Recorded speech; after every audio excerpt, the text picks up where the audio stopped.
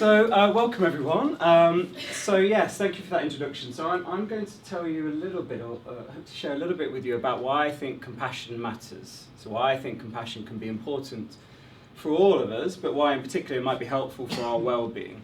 And hopefully by the end of the talk, so I'll talk for maybe 40 minutes or so, and then we'll have some time for some questions at the end. Hopefully by the end, you'll have a sense that maybe, just maybe, if we're able to start practicing this thing called compassion, this might actually be beneficial for us and for other people. Now, just to say here, please do feel free to email me, but also I would really like to direct you to this website, the Compassionate Mind Foundation. So the Compassionate Mind Foundation is a charitable organisation. I'm one of the board members there, but it's an organisation where basically we're really interested in studying the science of compassion, and through studying the science of compassion then we can start to see if we can bring this to the world in a way, so how we can start using this knowledge to help people to alleviate suffering and to try to improve well-being. And a lot of this stuff that I'm going to be talking to you about tonight is based on the work of Professor Paul Gilbert, who's a clinical psychologist back in Derby in England. And he spent a long time, many decades, developing a lot of these ideas, really trying to understand the mind and understand how compassion might be helpful for us. So with all that being said, and all this idea, hopefully I'll come on to why compassion might be so important and where it comes from. First thing I really need to start with is, well, why do we need compassion in the first place? So why is it that compassion is important? And actually, this does involve us just beginning to connect with the fact that actually life is pretty hard. Now, I've heard there's an area, is it Temple Bar around the corner?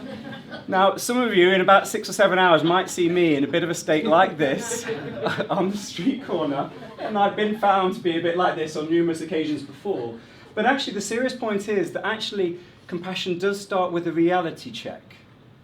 So we talk about this actually, that compassion needs to start with a reality check. And what we mean by this is actually that this life that we have actually involves a lot of suffering, and it's hard for us. As I'm sure has been pointed out, the estimates of how many of us will suffer from a mental health problem, I mean, it ranges, but it's between probably 25 to 50%. I mean, this is huge. Just think about that just for a moment. If we just go for the lower number, 25% of us, some stage in our life, will suffer from a mental health problem. It's a huge number. So for us, we have to really try to start with this idea that actually life is tricky. And the way that we start talking about this is a number of points. And I'll spend a bit of time. This first one I will come back to, but it's this whole idea in a way, we talk about it that human beings are an emergent species, which basically means for us, we didn't just turn up here. We are the product of hundreds of thousands of years of evolution. And if we understand that process, we can start to understand how our motivations, our emotions, our minds work, how they function. If we can begin to understand that, that might be quite helpful for understanding the distress we go through in life, but also what might help us. So I will come back to this point. The second point actually is a bit of a depressing one for a Friday evening, which is that actually our lives are relatively short. So it's estimated that we have between 25,000 and 30,000 days on this earth. So it's not a particularly rosy number, is it? If you begin to, anyone's good at maths, you can begin to work out how many days you've had on this earth already. I tell you, when I had to use a calculator, by the way, it's not a nice number. I mean, it's hard to actually begin to recognise this. How many I've already had, and how many do I have to come? But not only that, actually, as we get older, we are increasingly likely to experience illness, disease. We're more likely to experience loss, people dying, other people suffering around us. And that actually this can just be part and parcel of life. In fact, this is part and parcel of life. That actually the reality is we will suffer. Now, this is important because actually what we're beginning to sink into here is that this is just the nature of reality. I wish it wasn't in some ways, but it is. And one of the things that we actually recognise now, and science has been trying to understand this for a long time, is that actually a big bunch of this suffering is outside of our control because actually it's down to our genes. So we talk about this as being a genetic lottery. A lot of this stuff is actually outside of our control. But the tricky thing is, because we have this smart human mind, we often blame ourselves for things that are outside of our control. Now, there are a couple of quick examples of that. One of them is that, believe it or not, but about 15 years ago, I used to have a full head of hair. And then I started losing it. And that's because I inherited genes from my parents, basically faulty genes. So it's all my parents' fault, basically.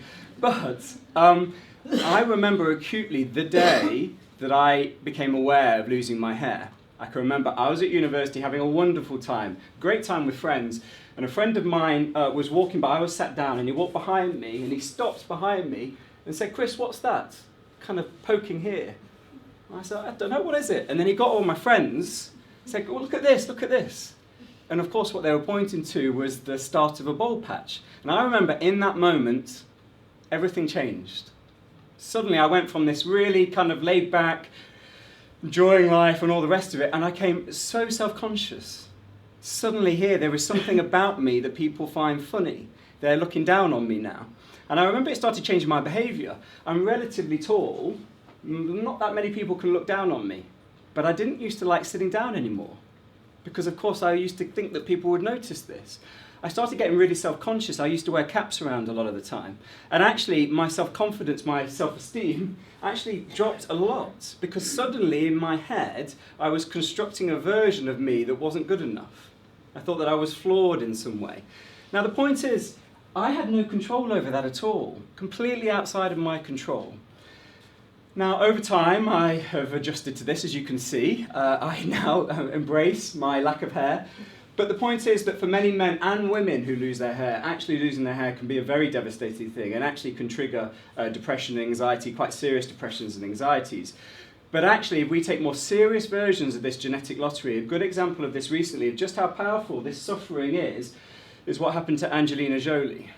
So many of you know she had to have a double mastectomy because she had inherited a faulty gene, a mutated gene that left her 95% likely to develop breast cancer. And I think, was it her mum or an aunt who had actually died from this? So the reality is, this stuff is completely outside of our control, but it has a significant impact on the life we live and the amount of suffering we might experience. So that's one point that we begin to connect with. A lot of this stuff is outside of our control, but we make meaning of it, and that can make life tricky for us. The other bit is, of course, though, we are not just genetically determined beings. We are socially constructed. And what we mean by that, of course, is that the social circumstances of your life have a significant impact upon the version of you that is in the world. And actually, a lot of these social circumstances are completely and utterly outside of your control. But again, it has a significant impact on the version of you, the type of suffering you might go through in life. So the example we often use here is to think of an example of, if we imagine that we, instead of being raised by our parents, we had been stolen from the hospital when we were 3 days old and raised by parents who were the heads of a violent drug gang. And these parents, who are head of this violent drug gang, were obviously into all sorts of drugs. They were very violent. We witnessed horrendous violence around us. We weren't cared for. We didn't really go to school. Our basic needs weren't looked after. If we just imagine that for a moment, would we be the same person here today? How likely is it that I would be speaking to you about this stuff tonight? And as we begin to move into this, what we actually begin to recognize is there could be quite different versions of us here in this world. So if I had lived that life, how likely might it be that I could be quite aggressive? That I might not actually be that bothered about what happens to other people. I could treat them in kind of pretty cruel ways, and I wouldn't be that bothered. Maybe. So the point is, of course, these types of experiences that I have no control over. I don't get to choose who my parents are, what their occupations are, whether they live in a very affluent area or a very poor area. I don't choose whether I'm abused by my parents or loved by my parents. I don't choose if I'm bullied at school and go to a really awful school, or I have lots of friends and go to the best school in the area.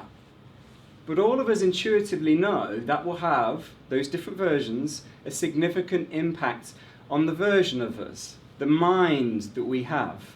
And of course, what we know, and lots of the research that lots of people have been doing on this, is that of course certain environments make you more likely to suffer from mental health problems.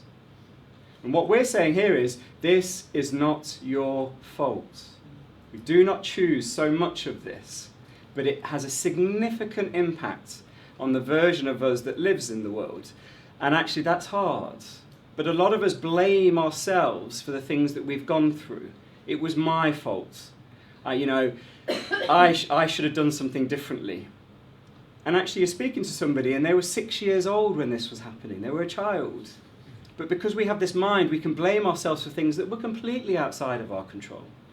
So the point about this stuff is that actually, as we begin to sink into this, for us, compassion has to start with this reality check of just what the world is like, of how hard this is, and how much of it is outside of our control, and how much of it is not our fault.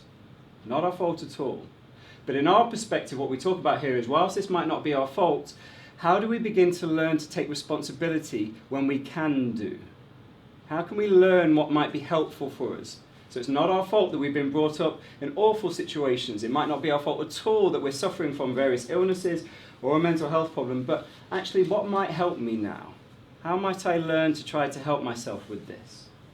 So this sort of stuff contextualizes it for us. And the way that we then move on to, it's a bit of a strange story. I'm going to take you through a very brief evolutionary story. And this is because actually for us, one of the important things is if we can learn about this mind of ours, if we can learn about what it's like, how it functions, that might help us to understand that a lot of this stuff is outside of our control. A lot of this stuff is absolutely not our fault. Now the reason we show this slide is that actually this helps us to think about this emergence of us. So actually we have emerged from other species. And one of the things that we can begin to think about with this is that actually our evolutionary history is that we emerged from other animal species that were on all fours. So actually we emerged from other animals, we've evolved from other animals that were on all fours, and that their spine was like this, horizontally, and the limbs were coming off this horizontal spine. And then one day, some smart ancestor chimp of ours decides that they're going to stand up on 2 feet, they're going to do this. And what scientists think, why they think that was important, why it stuck, was because actually that conferred all sorts of helpful things to us.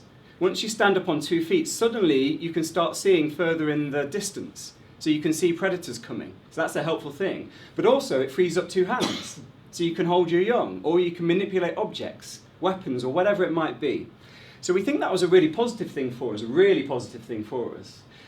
But there was the downside to this. Well, many, but one in particular. Because what is the single most thing that keeps people off work in this country? Back pain. And why do we think that is? Well, from our model it is because actually this spine of ours was not designed to be upright. It was designed to be on all fours.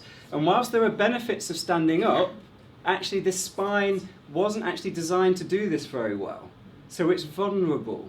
It's vulnerable to back pain, very vulnerable to back pain. And what we say is, if we were going to design a spine for humans, we would not design the one we've got because it's rubbish. It's too flawed. But it is the one we've got because evolution, through a process of standing up, actually that conferred more benefits than the negatives. Now, why am I talking about the spine? Well, because actually it's not just our physical bodies, our spines are our actual torsos that have gone through this process of evolving. Of course, our minds have. And our minds have evolved in such a way which has been beneficial to us because we've got smart. So we now think we are probably, there are some other higher mammals that are also very intelligent, but we are now the most intelligent of species. So that's been a wonderful thing for us, but it actually, in the evolution of our minds, the thing that got us smart has also left my mind and all of your minds vulnerable, highly vulnerable. And the way that we talk about this is dividing up the brain into different evolutionary stages. Now this is what we call a heuristic, a simplification of very complex processes. But what we talk about in this model is that all of us have an old brain, an old part of our brains. And this part of our brain, it's estimated is at least 120 million years old. There's parts of this old brain that actually are probably 500 million years old. Now actually we share the structures in this old brain, and this is deep down in your brain, we share these structures, the way that it's built up, with other animals in the world. So they have similar structures in their brain as we do deep in our brains. And this part of the brain controls certain types of things. So it controls, or it functions to motivate us to certain things. Not just us, but other animals. So we, just like other animals, are interested in food. We're kind of interested in sex. A lot of the time, maybe too much so.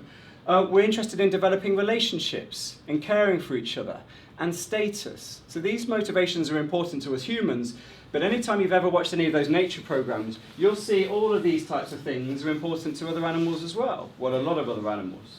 But also this part of the brain is the part of the brain that is also linked to some of our basic primary emotions, things like anger, anxiety, disgust, and sadness. And it also links to behaviours, some really key behaviours, basically the fight-flight system that I'm sure all of you have heard about. So this fight-fight system. So again, we have this and other animals have this.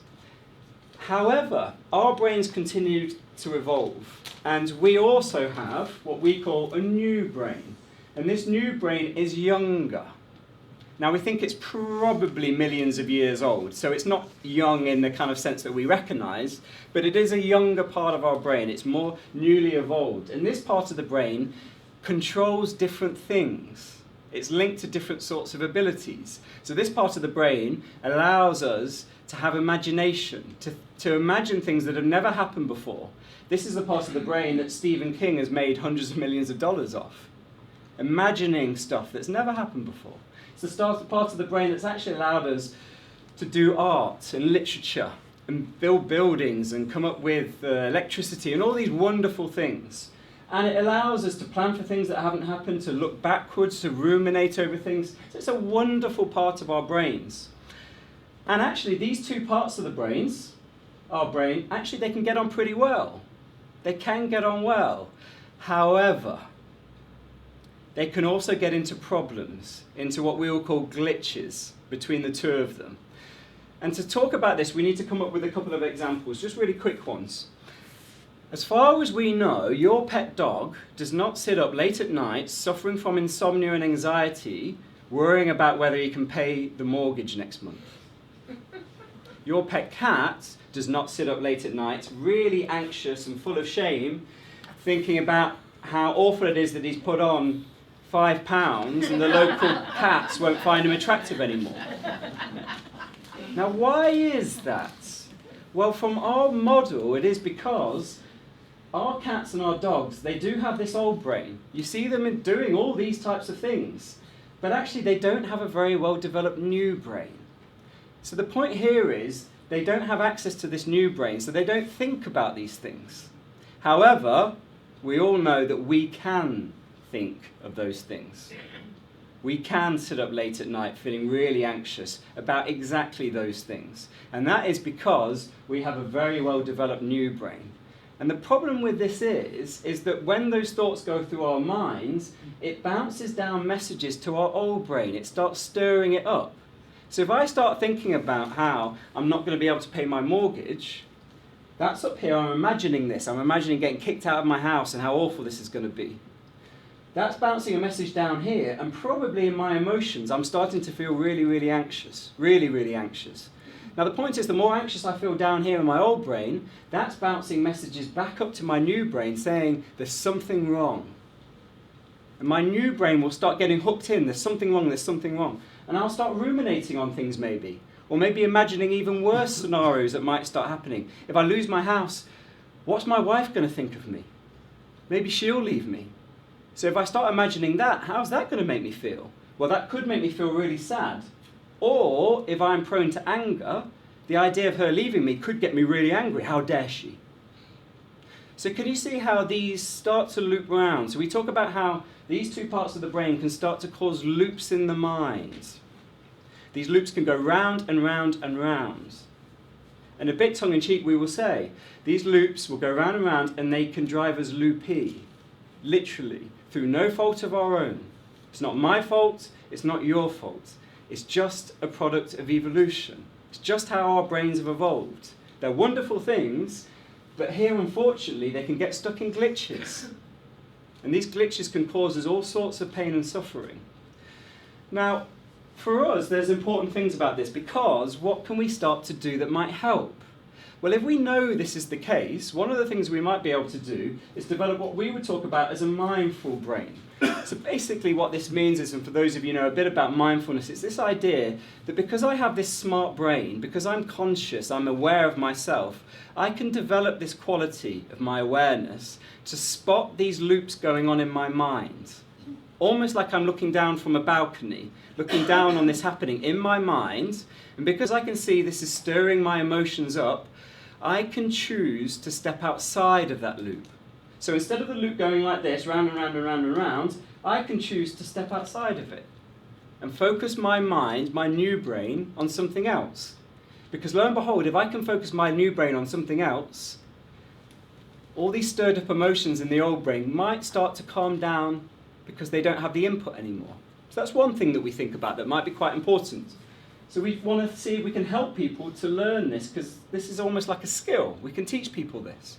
But another thing that we do is we think that compassion actually sits down here in our old brain. And we think it's a very much an old brain ability, because actually compassion emerges out of caring, and we see caring behaviours in lots of other animal species, particularly the mammals. Mammals care for each other, and mammals have been in this world for at least 120 million years. So this ability for us to have compassion is very, very important. It's very ancient. And as I'll come on to, actually when we develop a compassionate mind, that might actually be the part of the mind that helps to calm down things and helps us to think about things in a very different way. But I will come back to that. Now, this bit now kind of helps us to think about, in particular, what we mean by why compassion and why some of these ancient caring abilities might be so important for us. And we call this the three-circle model.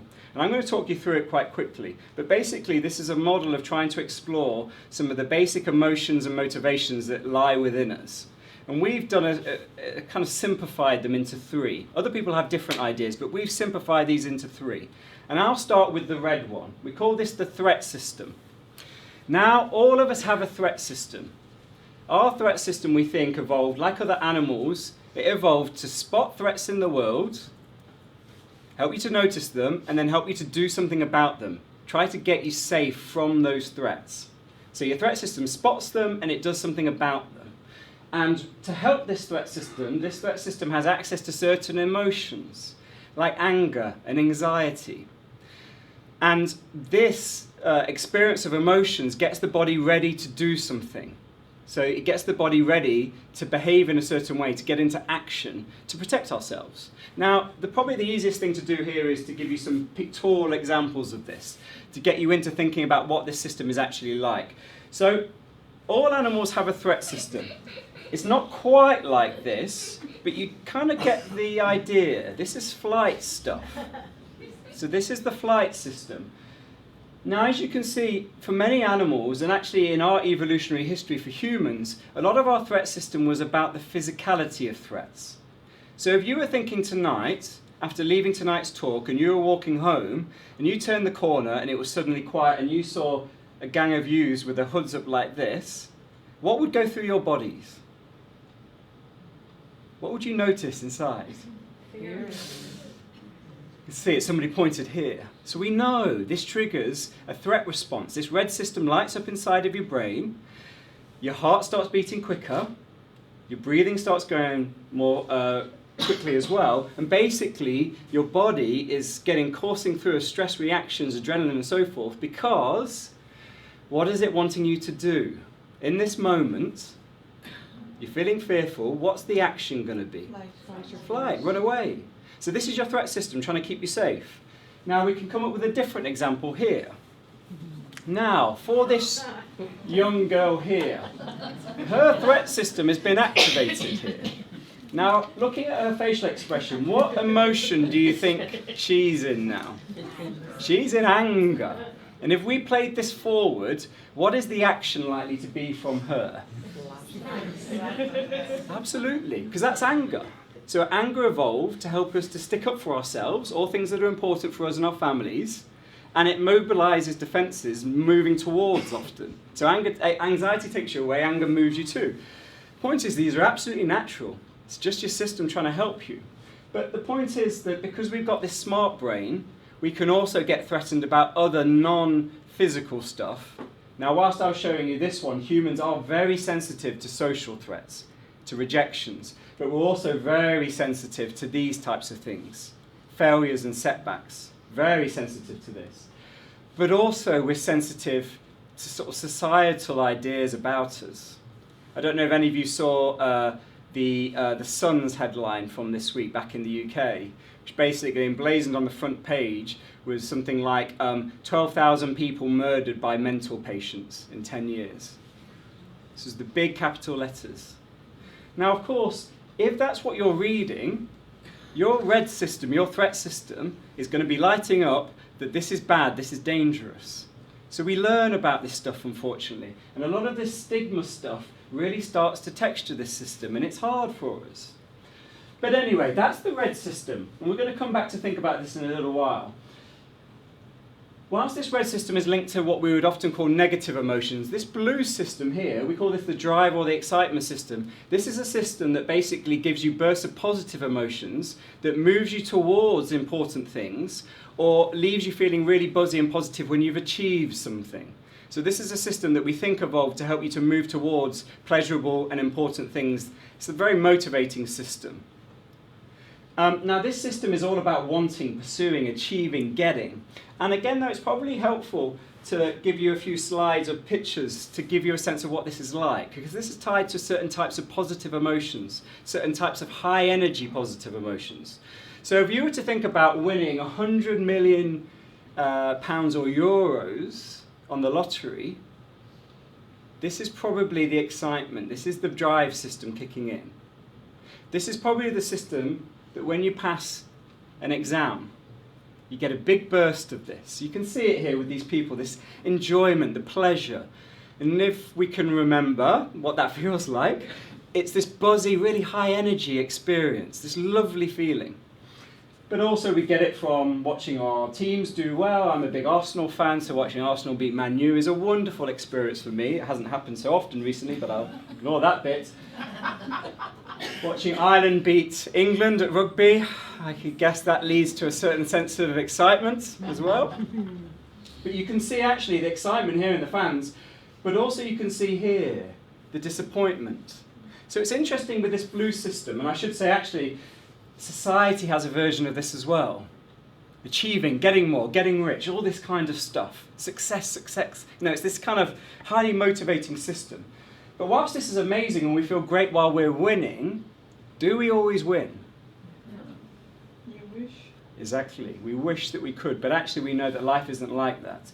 And actually for some people, and actually for quite a lot of us, if we don't win, if we don't achieve, actually instead of being in the blue, we get dragged back into the red. We experience this as a failure, as a threat. So these two systems often get toned up together. And this actually can be a cause of a lot of distress for a lot of people.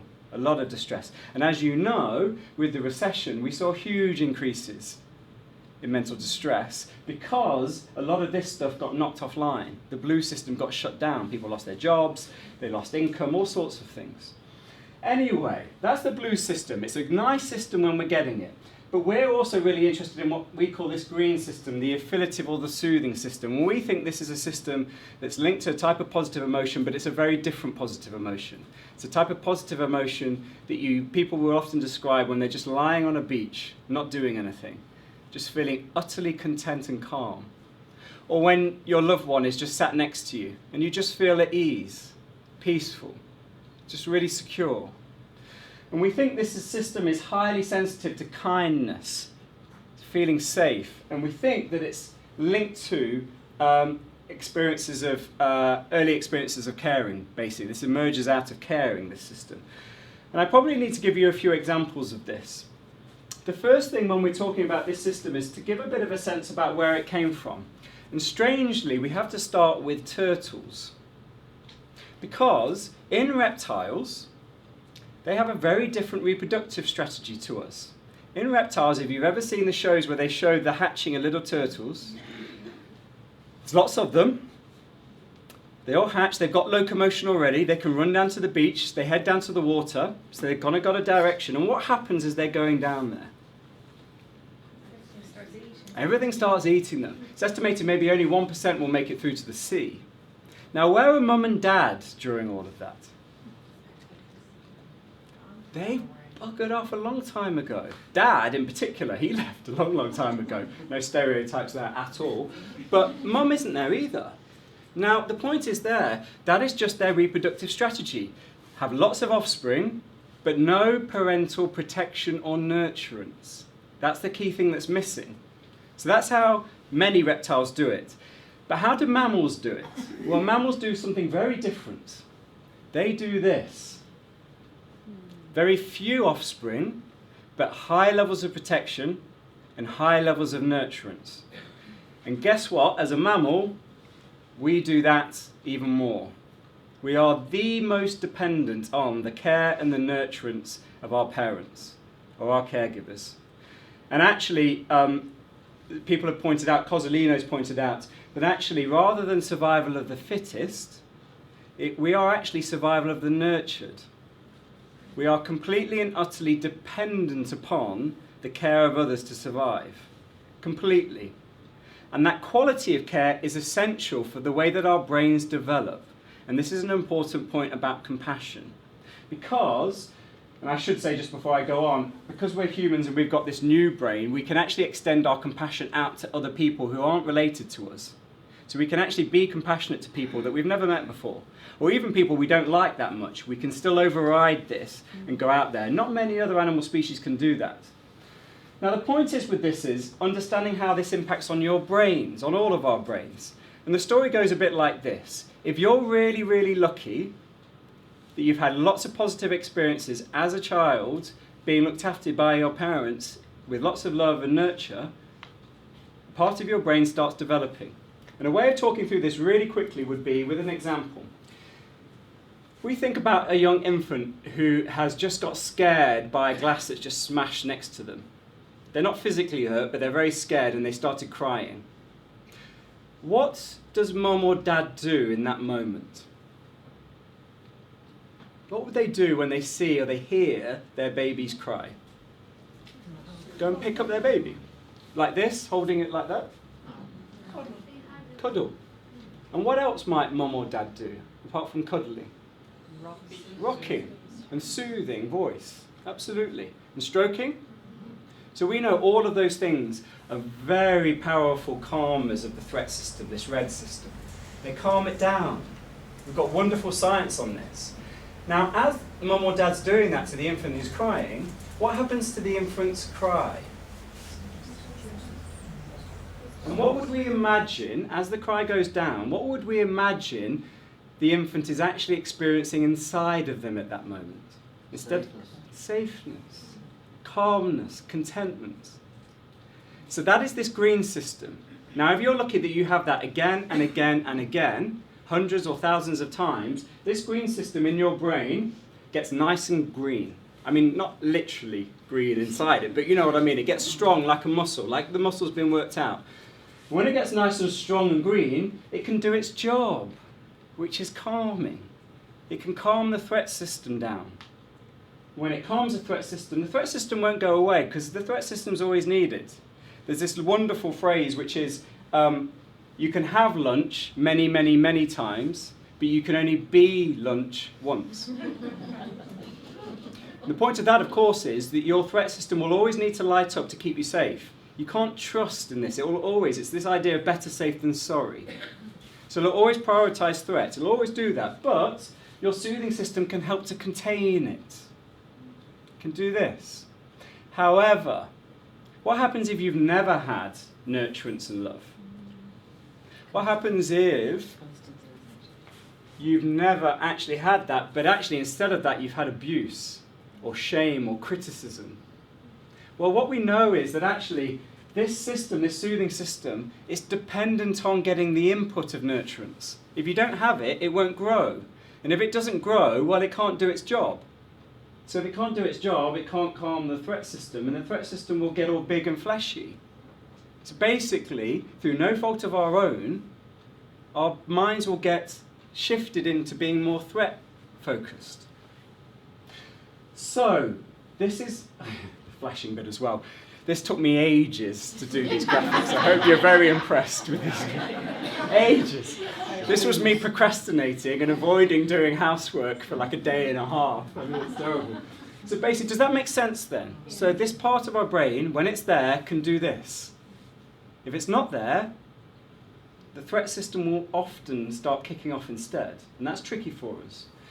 And if we think about that, and if we think about if that's the case, that actually we don't have much access to this green system, or if we think about, for many of us, or many of us who have ever suffered from mental distress, a mental health problem, if we were to draw out these three systems, the red one, the blue one, and the green one, but we draw them out with the size of the circle representing what goes on in our lives, how big do you think the red system, the threat system, is for many people? Absolutely. It's massive. What about the blue system, this system that gets you driven and achieving and wanting stuff? Now it's interesting actually, this can be of different sizes for different people. If you're depressed, this system goes offline. So one of the key symptoms of depression, as most of you will know, is something called anhedonia, the inability to experience pleasure.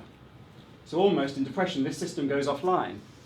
But actually, we also know that this system can sometimes get too large for some people, or it can get too small, it goes on and off. So it can be tricky for people. But what about the green system, this soothing, affiliative system? How big do you think that is for some of us? Yeah, very small. It's like a pea. It's tiny. So the problem here is, of course, through no fault of ours, we don't choose this stuff. Through no fault of ours, these systems are out of balance. And if they're out of balance, we will see the world through threat eyes. That's how we'll see the world. That's how we'll interpret things. That's how we'll feel about ourselves and the people around us. Just because the brain has learnt to do it like this.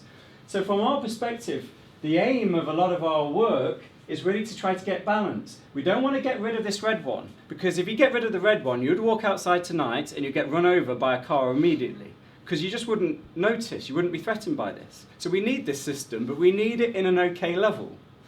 This blue one's great, so we still want access to this. It's great. But, of course, we want to grow this green one. Almost like we want to take it down to the gym and we want to make it work hard on the machines, get it built up so that it can do its job. And this is the purpose. We think this system in particular is really, really important for compassion. So the heart of this compassion comes from caring. So we can build up this system, this compassion stuff might be helpful. Now I need to tell you about what compassion is, because a lot of the time people have all sorts of versions of this. Just one quick thing. Sure. The green side that you're working on, do you say that that's based on other people soothing you? Initially it is, yes. Initially it is. But we can learn to do stuff for ourselves afterwards. But initially it is. Initially this is coming from the care of other people. We learn this. If you don't have any of this stuff, actually it's very unlikely that you'll be able to have access to this system. A bit like language. You know, we learn language because we have inputs. If you don't hear somebody speaking to you in the first number of years of your life, actually it's very, very difficult to pick up any language. So the point is we need the inputs here, but we can do this on our own actually, we can develop this system. Now a lot of people, when we're talking about compassion, actually a lot of people have the semantics of it linked to things like, oh, it's just pity, or it's being selfish, or it's weakness. Now of course, if that's what we think it's the definition and what it means, it's not going to be very likely that people want to practice this stuff. Of course, it makes no sense. Why would we? But actually, this is not how we define it at all. Our definition is this one.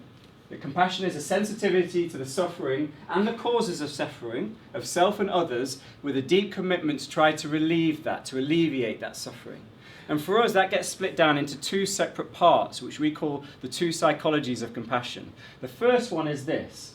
a sensitivity to the suffering of self and others. And what we mean by that is that actually in this first psychology, as I build this as an ability, I am more sensitive to, I'm more able to notice my suffering. Actually, I'm able to take a step towards it. I can turn to it, rather than kind of doing, feeling that I just can't look at it, it's too much. So I can tune into what my suffering is, but I can tune into other people's suffering as well. So that's the first part of compassion. The second part, though, is this bit. And this is all alleviation psychology, what we call alleviation psychology, motivational psychology. Doing something about the suffering, however small, being motivated to try to relieve some of it, to try to alleviate some of it. So for us, these two different psychologies, the first one is being sensitive to and engaging in the suffering and distress, and the second one is being motivated to do something about it, to try to alleviate it, to try to stop it coming back, or uproot its causes. So we're really bothered about this stuff. And to do this, we think there are some really important attributes. And these are the kind of skills that we will start trying to help people with. These are the attributes of the first psychology of compassion, which we think are really important. That actually one of it involves being bothered about it. You care about your suffering. You're motivated. Another one is about being sensitive. A bit like, I always use the example, remember the old radios where you used to have to sort of tune it in to get the real proper clear signal without all the fuzz. It's a bit like that. We need to tune in to actually what our suffering is, what other people's suffering is, so we can really pinpoint it. We need to have sympathy, which means basically that we're emotionally connected with this. We feel it. There's a resonance with this automatically. But also, we need to develop things like empathy, which is almost I can begin to understand this. I can understand why I'm feeling like this. I can understand why you're suffering. This makes sense to me because I know that actually if you go through this stuff, it's hard. But of course, what we also probably need here, if we're going to do this stuff, if we turn towards our pain and suffering, that's going to be hard. Very hard. So actually, one important attribute of this first psychology is distress tolerance. Having the strength to do this, having the ability to be with the distress that's going to come up as you move towards your distress. Whatever your mental distress might be, or the physical distress you're suffering or someone else's, I probably need to have a real sense of tolerance of that, because if I don't, I'll probably collapse like a house of cards. It's not my fault, but I need strength to this. So we talk about compassion having to have strength, not weak, strength, courage. Compassion often involves courage because you're having to approach difficult things. And the final thing is that, of course, we need non-judgment. Don't blame ourselves for these things. It's not our fault. So we try not to be critical of this stuff. So just moving on really quickly, because I want to just race through a few things. So these are all the attributes of the first psychology. So basically, we can tone this up, we can train, we can do almost like we take ourselves down to the gym and go on different machines to build up different muscles. We can do that with this. So we can actually start helping people to develop their attention so that they can turn it towards these attributes. So if I can actually focus my attention, maybe I can tune in the radio to what my distress is. We actually start helping people with their reasoning, their thinking. How can we learn that actually this is not your fault? It's not your fault. You did not choose this. How can we help people to begin to see alternatives? We can start thinking about helping people to cultivate different feelings. If you can start feeling some of these green system feelings of feeling calm and at ease, or even the blue ones, that helps to calm down the threat system. So we help people to practice this. We'll also help people to start behaving, acting in compassionate ways, doing things. But we'll also do all sorts of things like imagery. So we can actually help people to develop certain images in their minds which can help them to start stimulating this green system, stimulating the experience of compassion. And finally, we can also hit all sorts of sensory stuff. And this sensory stuff basically is all about practicing certain types of breathing, doing all sorts of, using all sorts of different sensory modalities to help to cultivate this green system, to help to bring it online so it can do its work. Now, this is a bit backwards, this slide, but this is just, I'm going to finish on this stuff, which is just a very quick run through of why actually, if you can develop compassion, we've got evidence for this now, why it's helpful. So this would be just a real quick run through. The first thing to say is that actually those people who have high levels of compassion, they report it, they feel it, have lower levels of shame, anxiety, depression, and anxiety symptoms. So the more you have this stuff, the less likely you are to experience, or the lower levels you are, of some of these difficulties. The other thing to say is the higher your level of self-compassion, you're less likely 6 months later to be suffering from depression in comparison to those people with lower levels of self-compassion. So it seems to be protective. We also know in our therapy, so this is compassion-focused therapy, if you get people practicing compassion in therapy, explicitly doing it, that helps to reduce depression symptoms, anxiety symptoms, PTSD, some eating disorder symptoms, but also people who hear voices. So people who hear malevolent voices in their heads, horrible voices, it helps to calm them down. But we also know, and actually there's a bunch of people who have shown that if you practice this stuff, your immune system starts functioning better. How amazing is that? Just by imagining, this wasn't doing anything else, just imagining compassion, your immune system starts changing. We also know, Barbara Fredrickson is one of the world's leaders on positive emotions. If you start practicing this stuff, it's not just that your negative emotions go down, your positive ones also come up. So it's not just that you reduce the negative, you boost the positive, which seems cool. But also this is the thinking stuff down here. Actually, we know, and as therapists spend a lot of time working with this, that actually a lot of people suffer in their mind some of the big things that often come with mental suffering, high levels of self-criticism, high levels of rumination, which is basically I look backwards and brood on things that I've done in the past, mistakes, but also worry. So I look forward to the future in such a way that I'm churning things over, I'm worried about stuff. So we know those 3 types of thinking styles, very powerful, and they can cause a lot of distress. The thing is, you're more likely to have high levels of all of those things if you have low self-compassion. The flip side is also true though. The higher your self-compassion, the lower all of those tend to be. So that's kind of interesting. And finally, just on this stuff, really quickly, they've also shown that this can impact on your behaviour. So Brains and Chen did a lovely study where they got a group of people to start practicing self-compassion, and they got a group of people to start practicing self-esteem based stuff. And then they started comparing those 2 groups. And remember, for many years, as psychologists have been obsessed with self-esteem. We say it's a really positive thing, which it is. They found, though, that the self-compassion group over the self-esteem group had greater motivation to make amends for a moral transgression. They spent more time studying for a difficult test following an initial failure, and they had a greater motivation to change a perceived weakness. So the point here is that if you practice self-compassion, actually it helps to motivate you to do things, and motivate you to do things that are difficult. Not easy things, these are all difficult things. And this study that I'll just tell you about really quickly is a lovely study. They got a group of people and they split them into 3 groups, but I'll basically just tell you of 2 versions of this, 2 of the groups. One group, the people didn't do anything. Nothing at all. The other group, they got them practicing compassion and mindfulness. They got them practicing this, imagining it, for 8 weeks I think it was. And then they were tricky. They tricked these poor people into a little bit of an experiment. And what they did, they put 3 chairs out, lined out, and almost like a GP's waiting room. And they got these participants who had been through this training or had just done nothing, just had to kind of just do what they were normally doing. They got them to sit down in these chairs, and then they got a stooge to come into the room. And they got a stooge to come in suffering from or acting pain. So on crutches, and stopped in front of the 3 chairs, obviously in pain. And of course the experiment was, how many of those people sat down, noticed the person suffering, and got up and gave their chair?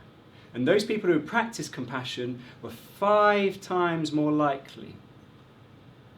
So this isn't just like an internal thing, just making me feel better. This is I notice out there pain. I notice this and I do something about it. Remember the 2 psychologies of compassion? I'm more sensitive to suffering and I want to do something about it. So practicing this stuff actually impacts on other people. So with all that being said, and I'm aware of time, we need to probably finish there. The last thing here, and you can just read this, is basically, if you're more compassionate in your relationships, your partners like it. That's the take-home message for this. So if you're more compassionate, your partners like it. If you're less compassionate, your partners find you more dominating, controlling, and all the rest of it. So actually, maybe self-compassion is kind of sexy as well. So on that note, and this is just the last bit before we go to questions, it's this story that many of you have heard, but it's really nice, I think, that leading to this whole idea about who do we want to be. And it's a story which is attributed to Native American wisdom, and it goes like this. One evening, a grandfather was teaching his young grandson about the internal battle that each person faces. There are two wolves struggling inside each of us, the old man said. One wolf is vengeful, angry, resentful, self-pitying and scared. The other wolf is compassionate, faithful, hopeful and caring. And the grandson sat and thought, well, which wolf wins, Grandad? And grandfather says, the one that you feed. So if I can leave you with anything, it is this idea that we can feed this green system. We can practice it. We can do things about it. And actually by doing that, you might be helping your brain to do what it's evolved to do, which is to help to manage a lot of distress that's out there in the world. So on that note, ladies and gentlemen, let's have some questions.